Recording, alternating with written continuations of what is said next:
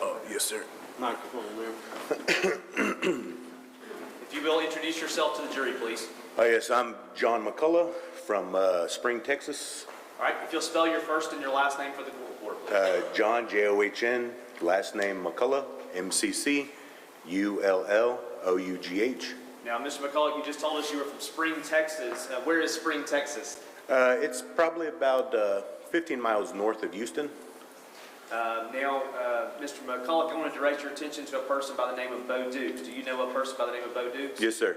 And how do you know a person by the name of Bo Dukes? I was actually at Fort Sill, Oklahoma at Charlie 119, in which I attended basic training there and began in November of 2006. All right, and when you were there at Fort Sill, Oklahoma for basic training, is that when you met Bo Dukes? Yes, sir. All right, and the person you know as Bo Dukes, is he in the courtroom? Yes, sir. Okay, can you tell me what he's wearing, please, sir? Yes, sir. He's wearing a jacket with a tie with a comb-over little hairdo. All right. Now, Mr. McCullough, when you met Bo Dukes there at basic training, about what time was this? What year and month, if you can recall? Like I said, it was about November of '06. Now, how long does basic training last? It's normally 9 weeks, but because of how it fell whenever we attended, it was actually a 2-week Christmas Exodus break in between, so totaling about 11 weeks. And when you talk about a Christmas break, what did you do for that Christmas break in November of 2006? Well, I first initially had planned to go home to see my family because I'm pretty close with my family and stuff like that, but you know, he had mentioned something about, hey man, you know, it'd be cool, you can come back to Georgia, you know, and we can hang out and stuff like that if you really don't have too much going on in Texas. And I was like, oh man, you know, I've never been to Georgia, so I was like, okay, that's cool, I'd go, you know. Something I failed to ask you, Mr. McCullough, are you currently employed? Yes, sir. And how are you employed? I am the fleet manager at Hayes Utilities South. It's a water district company in Spring. And how long have you been employed there? Almost 1 year. Yeah, close to 1 year. It'll be 1 year, April 2nd. But previous to that, I've been a mechanic or a fleet mechanic at several shops. Okay. Now, again, you decided to go home with Bo Dukes for Christmas break from basic training. How did you get to Georgia? Bus. It was a Greyhound bus. And when you got to Georgia, do you know what town when you came to? Ocilla. And when was it that you saw Bo Dukes? Well, whenever I initially got to town, he had already been in town already because he had chose to fly, and his mother actually picked me up from the bus stop. Now, when his mother picked you up from the bus stop, where did you go? I believe I went to her house. Now, when you got to her house, do you know where her house was? No, sir, not. I wasn't really too familiar with the area and stuff like that, so I couldn't tell you exactly where it is. But I do remember going to her house. And Mr. McCullough, when you arrived there at her house, was Mr. Dukes there? Yes, sir. All right. And tell me how you spent the weekend. Well, you know, just break, obviously we're on break. You know, we're in the military, so it's very strict. You know, you can't drink alcohol. You can't, you know, actually do anything quote unquote fun. So you know, we hung out and stuff like that, and then they had said initially, oh well, hey, we got tickets to go to a Georgia versus Virginia Tech game, but you know that was later on in the time that we were going to be there. I believe the game was going to be on January 3rd, but you know, we had gone out several times to just minor little small places around town, and you know, just to hang out. You know, nothing too crazy. Now, during the course of that time that you were in Georgia for that break, did Mr. Dukes make some statements to you? Yes, sir. All right. Well, tell me how it was that these statements came up. Well, it was, you know, pretty late at night, and you know, he had been drinking and also used some substances in the sense of cocaine. And I was driving, which I'm very adamant about, you know, not drinking and driving and, you know, doing stuff like that. And I didn't want him to drive, even though it was his mom's car. It was a little black 3 Series BMW, in which, you know, we had stopped because he had needed to drink, stopped at a convenience store, parked in the parking lot. And when I actually went in alone, got some drinks, came back outside, and, we're just sitting there. And, like I'd said, it's pretty late. So we're sitting there, and he, seemed like something was bothering him, possibly. And he just, started to come out and say, hey, you're my battle, right? You're my battle buddy, right? And I was like, yeah, man. When you say battle buddy, what did you understand that to mean? Well, whenever it was explained to us, whenever, any, I guess, wartime situation or battle situation, that you always have that buddy with you, so you're not alone. So somebody can always watch your back. When he referred to you as his battle buddy, what did he tell you? He had just asked if I was his battle, and I said, yeah. And he was like, well, man, he was like, I need to tell you something. And that's whenever I was pretty much shocked to the extreme, and it messed with me pretty good. And what was it that shocked you? The fact of I had made comments previous in the day to whenever we were riding through town, because, I've never been to Georgia, so we rode around Osceola, Rochelle, Fitzgerald, just, oh man, yeah, look at this, and basically taking me around and showing me around town.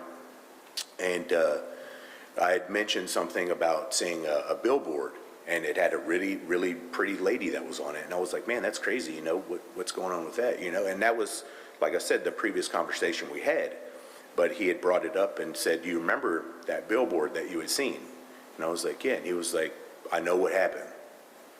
And then I was like kind of shocked with that and was like, what? Did he tell you what happened? To an extent, yes, sir. Okay, and tell me what he told you. He had started to say,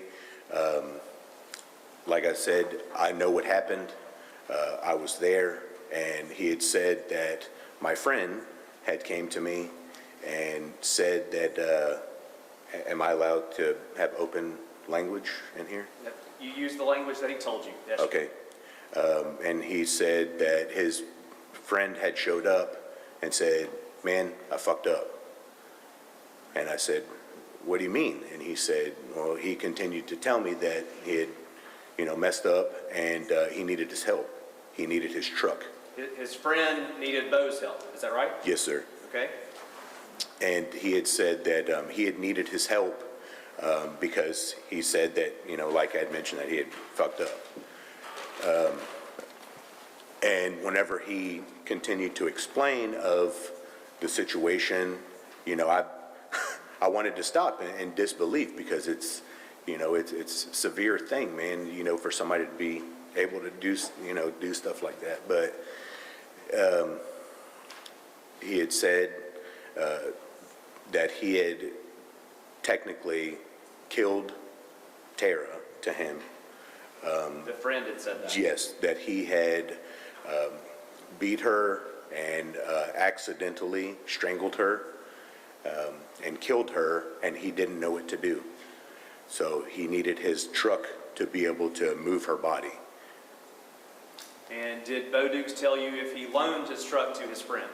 He said that he had went with his friend and used the truck, which was the white Ford F-150. That was manual transmission, and I know that truck because I actually drove that truck while I was in Osceola, which makes it even weirder for me. And did he tell you once he had gone with Mr. Bo Dukes had gone with his friend to help him, where they went? He, in a sense, didn't disclose the exact location of where they went to pick up the body in his head, but he had said that they had went and recovered the body, and they continued to take it to the middle of his grandpa's, or the Hudson pecan orchard.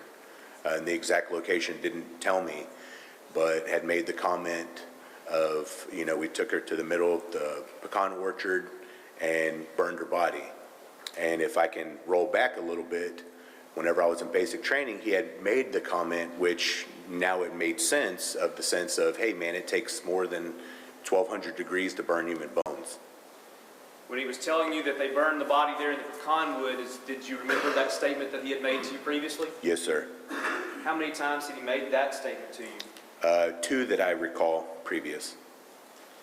When he said that they burned her body in the pecan orchard, was this with Bo Dukes and his buddy? Yes, sir. And did he tell you how long they burned her body? No, sir, he didn't disclose that, no. And did he tell you anything else about that? Just the sense that they burned her body and let it burn as long as they could, and whenever they were satisfied, they buried the rest. And did he tell you how they buried the rest? No, sir.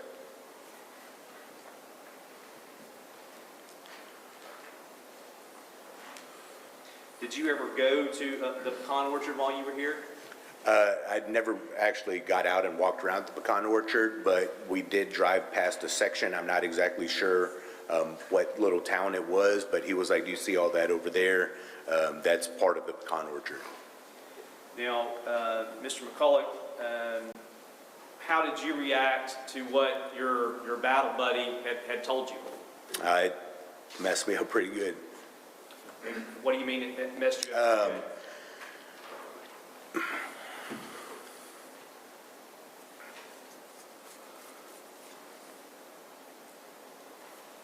It was just tough to deal with that.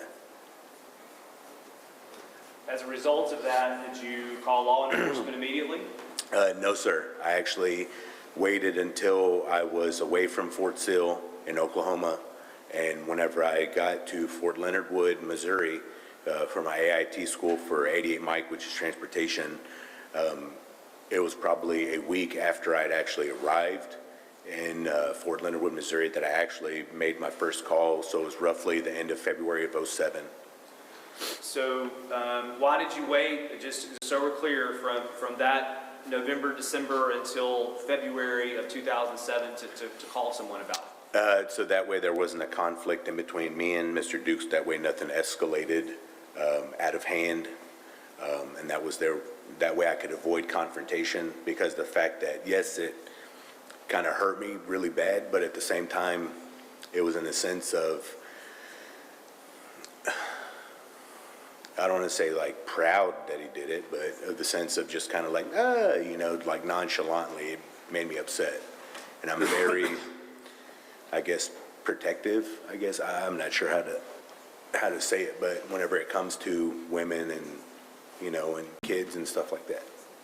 So when you got to Fort Leonard Wood, is that Yes, right? sir. When you got to Fort Leonard Wood, who did you call? Believe it was Fitzgerald Police Department. Okay. Were you able to speak with anybody at that time? Just the person that was at the front desk. And I just told them, "Hi, my name's John McCullough. I have some information about the missing school teacher." And did you provide anything other than that? I provided my phone number, and in which they had said, "We can get somebody to contact you back." Did anyone ever contact you back from the Fitzgerald Police Department? No, sir. Now, after that phone call to the Fitzgerald Police Department, did you have later contact with Agent Jason Shadell with the Georgia Grove investigation? Yes, sir. And I tried calling the GBI several times, and I got to where the agent that was initially working the case was no longer on it.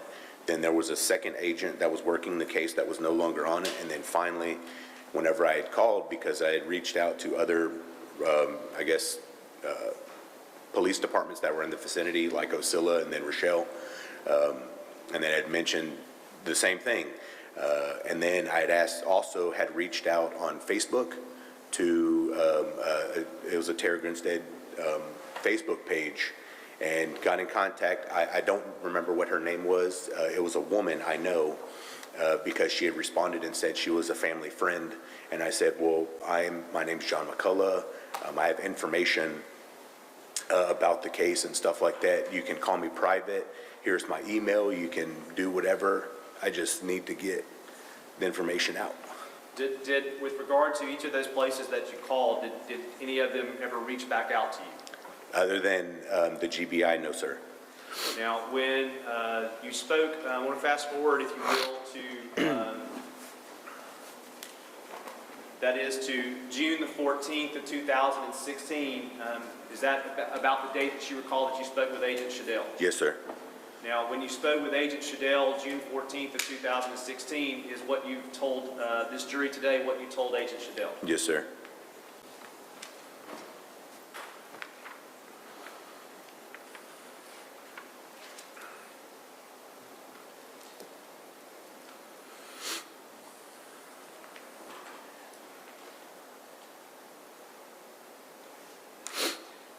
With regard to, I want to direct your attention back to what he told you about burning Tara's body. Did he tell you anything about Pecanwood? Oh, pecanwood, yes, sir. Pecanwood. I'm from Texas. Accents are a little different. It just said that it burned really hot. And then you'd need something really hot in order to do that kind of stuff. Nothing further. Mr. Fox, you may cross-examine. Thank you, Your Honor. Good morning, Mr. McCullough. Good morning, sir. My name's John Fox. I represent Bo Dukes. Yes, sir. I have some questions for you. That's fine. Now, if I ask you anything which is unclear, let me know. Yes, sir. Important you understand the question that you answer. Yes, sir. You said you met Mr. Dukes at Fort Sill when you were there for basic training. Yes, sir. All right. That basic training started, I think you said, October, November, somewhere in there? Well, I know I still have my original CAT card, and it's November of '06. Yes, sir. November of '06. So before you go back for Exodus, which is when? Around Christmas time? Yes, sir. It's roughly, it goes from, I think it was 5 days. I think we left on the 20th, and we had to be back just after the beginning of the year. Okay. And so you had known Mr. Dukes before this month and a half? Before Christmas Exodus, I'd probably say 3 or 4 weeks. 3 or 4 weeks, not even a full month? Probably not, no, sir. Okay. And how old was Mr. Dukes at the time he was in this? I'm not sure, sir. How I never asked him his age. Okay. How old were you at the time you were in basic In training? 2006, I'd be 25. 25. And it is your testimony today that prior to going on Exodus, Mr. Dukes had told you, 2 occasions I think you said over that 3 or 4 week period, that it takes a lot of heat to burn a body. Well, the statement was, it takes more than 1,200 degrees. In what context did those conversations come up? I don't exactly remember of what context it was from. I know we had been out to do some training, like on the FOB, where we would actually go out and then camp out and stuff like that, where we actually would make fires in our little tents and stuff like that and everything, so. Now, you not only talked with, don't want to skip around with you, follow me for a second. You talked with the GBI June 14, 2016, correct? Yes, sir. That was with Agent Shadell. Yes, sir. You have also talked with the GBI since then. Yes, sir. All right. And that would have been January 26, 2018, Yes, sir. correct? You understood that that conversation on January 26, 2018 was being recorded. Yes, sir. All right. To your knowledge, was the conversation on June 14, 2016 recorded? Was it recorded? Not that I know of, sir. I'm not sure. All right. Prior to today, did you have an opportunity to review either the written summaries prepared by the GBI of your 2 conversations or listen to the recorded statement that you gave in 2018? I had received a paper in which it had said, I guess they tried to, type what I had said, and I actually made the comment of, hey, there's a couple of things that aren't right in this, but I haven't listened to the recording or anything like that, no, sir. Okay.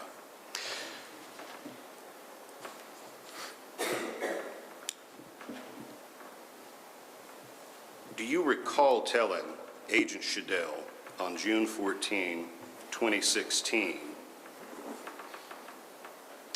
that Mr. Duke said he had been contacted by Tara Grinstead's boyfriend to help him? It was under the assumption that way he had worded it, that it was either a boyfriend or a close friend or some kind of, I'd say, relationship interest, maybe, with a possibility. Yes, sir. Was that your assumption? Sir? Was that your assumption? Yes, sir. I took it under the assumption that it was a boyfriend or something like that, just by the, I guess, the way he was speaking about it. So you don't disagree that you told Agent Shadell that Dukes had been contacted by Grinstead's boyfriend to help him? Yes, sir.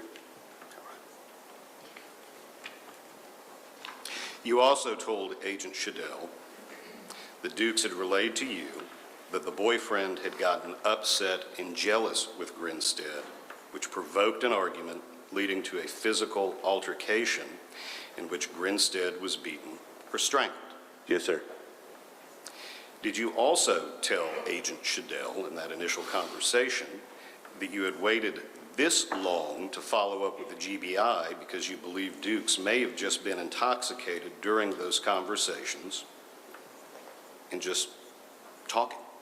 Are you talking about from recently, from June 14th of 2016? That's correct. Oh, no, I didn't wait that long, no, sir. Okay. All right, so you did not tell Agent Shadell that you had waited that long, that is, from the time the statement was made to the exodus until you called him on the 14th of 2016, that you had waited that long to follow up just because you believe Dukes may have been intoxicated? Oh, no, sir. All right.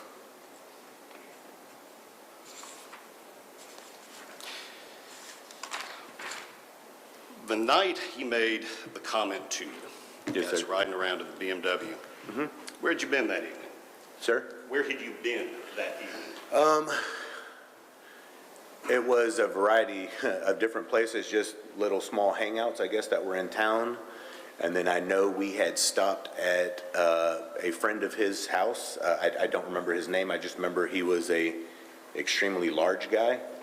And whenever we had got there, there was a helicopter flying over that was spotlighting. And I was like, man, what's going on? And he said, don't worry about that. They're trying to get this guy for selling drugs. This is my dealer. Ah, okay. And you guys then hung out at this house? We were not there for very long, no, sir. Okay. And you said that night you had observed Mr. Dukes drinking? Yes, sir. You had observed him using cocaine? Yes, sir. And you told the GBI, January 26, 2018, that when this conversation happens, you're driving the BMW, it's late at night. Yes, sir. Correct? And on that note, I almost hit a beaver that was probably about 100 pounds. And I remember it very, very well. Well, and that's because, as you said, you hadn't been drinking that night. No, sir. All right. You were taking your sobriety seriously, and you were not going to... Well, it's not that I commit never DUI. drank or never drank the entire time we were there, but on that particular night, no, sir, because I wanted to drive. And I'm very conscious about driving and always seatbelts, always everything, because I got kids, and I've always been like that. And I've actually had a child since I was, 19 years old. And prior to entering the military, you'd had some DUIs in Texas. No, sir. All right. No, I've never had any alcohol problems, drug problems, anything like that, ever. Did you admit to the GBI, Jason Shadell, during your 2018 interview, that you had used drugs prior? Yes, sir. This night, you're driving the BMW, it's late at night. Yes, sir. Okay. Your words on the 18th when describing this situation to Jason Shadell were that Mr. Dukes was obliterated? He was pretty messed up, yes, sir. All right. And of course, you're driving the car because you don't want somebody who's obliterated driving the vehicle. Yes, sir. Okay. You could get killed, you could get hurt. Very He's much in so, yes, sir. no condition to operate a motor vehicle. Right, yes, sir. Is he? He's obliterated, he's in no condition to do anything. He had to tell me where to turn and stuff like that. He was okay enough to tell me that because, obviously this is my first time in Georgia, so Sure. I don't know where anything's at. All right. All right, very good. You see the poster, you guys have the conversation, and it is your testimony to the jury today that afterwards, when you got to Leonard Wood, Yes, sir. that you called Fitzgerald. Police Tell department. me. Yes, sir. When you got back, I saw you came to tears earlier. I know this is difficult for you. This is something that upsets you greatly. Very much so, If sir. true, Yes, sir. it would be a serious crime. Somebody would have been murdered. Body would have been burned. When you got back to Fort Sill, were there not military police there? There were, yes, sir. Did you not have a superior officer? I did. But you didn't go to any of them and tell what you had just heard. Say that one more time, sir. Said you didn't go to anyone in the military and tell them what your fellow soldier from Basic had allegedly told you during Exodus? No, did sir. you? All right. No, sir. Now, in fact, you came back from Exodus late, correct? Yes, sir. 1 day late because of, if I can explain of why that, okay, because that was such, a big thing for somebody to entrust in you, to tell you this. And, like I said, it was a big deal to me and it hurt me pretty good. And I actually got back, after that night and then got back to the house, asked, hey, can I use the truck? And got in the truck and I actually left. And I stayed gone because I didn't want to be around that. They had also, like I'd mentioned before, had gotten tickets for us to go to a Georgia-Virginia Tech game, in which I did not attend that either because I didn't want to be anywhere to the extent around it at that time because of the fact, it was so bothersome to me. And I actually, they had called and texted and, I kept making excuses of why I didn't want to come back. And then I finally did come back and he was already gone. And his mom actually took me to the bus stop, in which I took a bus back to Fort Sill in Oklahoma and actually came in at about, I would say, in between 10 and 11 o'clock at night. Now, while you were still with Bo on Exodus, Yes, sir.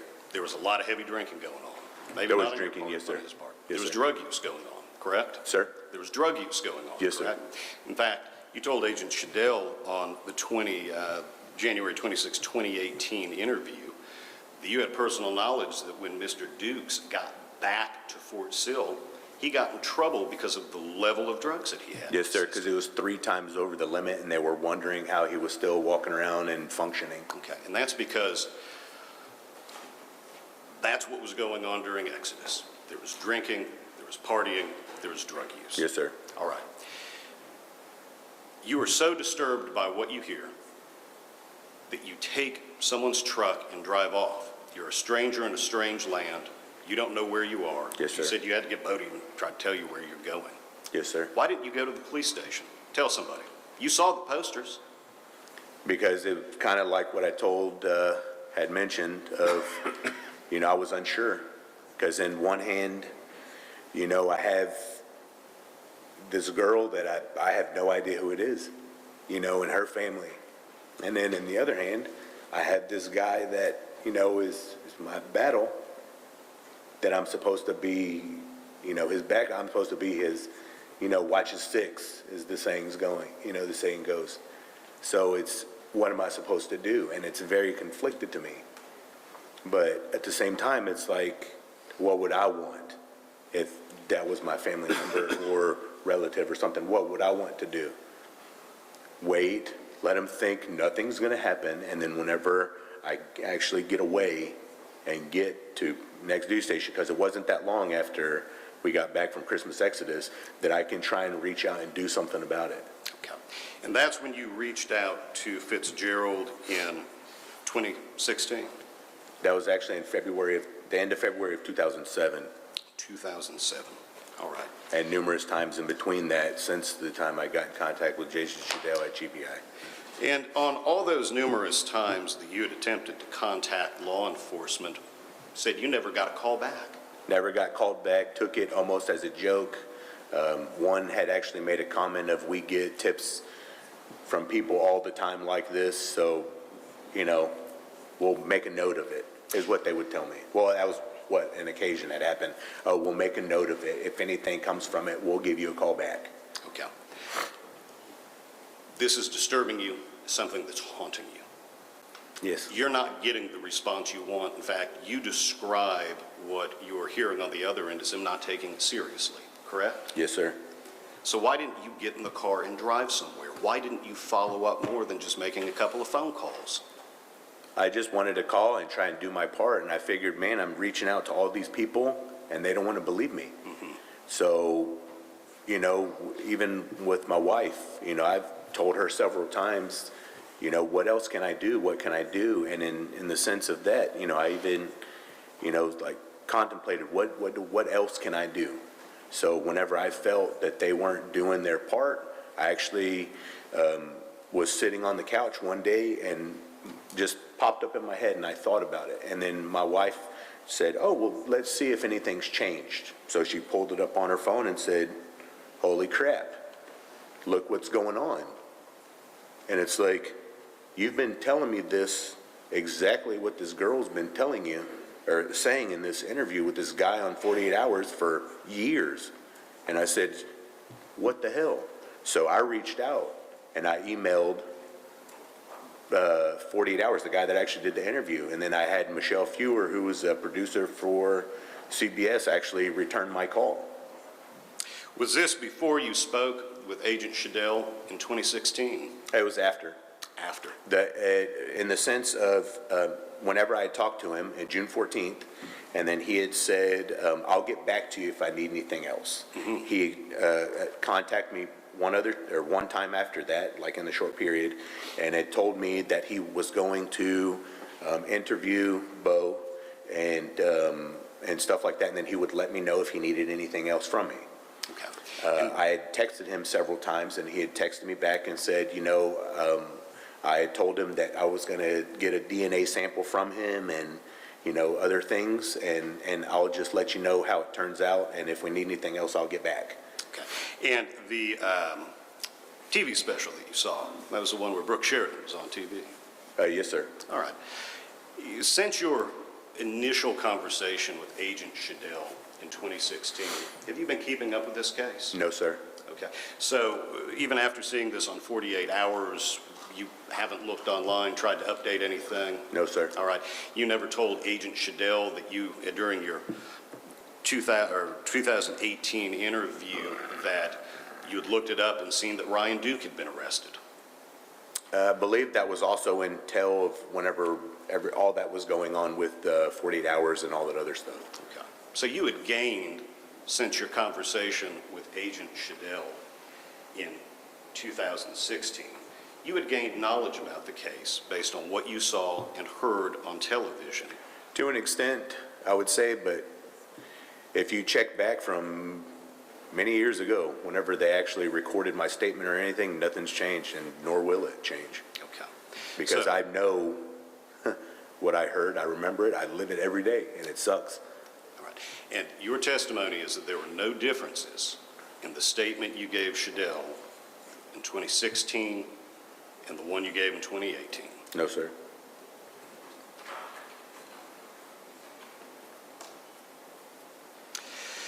You had testified you had sent some Facebook messages. Yes, sir. Email. Okay. Do you have a copy of those with you today? No, sir, and I do not have Facebook at all anymore. So outside of perhaps who you sent to having that, you have no record that that message was sent? No, sir. Just the only thing I had, like I said, is just that I offered my name and phone number and email, and the wish for somebody to call me private or do whatever they needed to, and then they had further to tell me, well, why don't you just tell me on here? And I told them I wasn't comfortable with it. If they would please call me or have somebody call me, that way I could get out the information. Okay. And after you left Fort Sill, 2016, you Fort and Bo Sill in Dukes. 2006. I'm sorry, 2006. Well, it's 2007 whenever I left Fort Sill. Okay. That's when you took sir. off to Leonard Wood. Yes, sir. All right. You and Bo Dukes have not talked once since then. No, sir. First time you've seen him since then? Yes, sir. All right. Thanks, sir. Mr. Rigney, any redirect? Does know your approach, Ricky? I do have redirect, yes.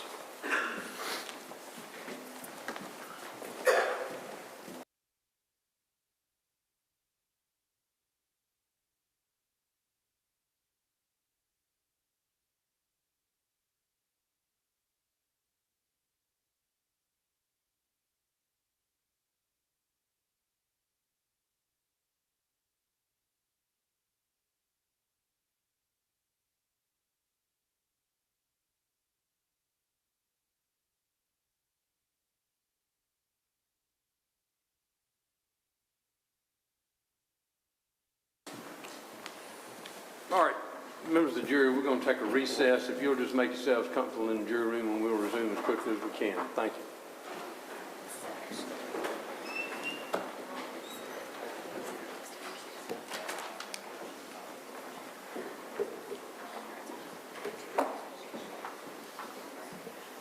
You can step down and take a break too, except. Yes, sir.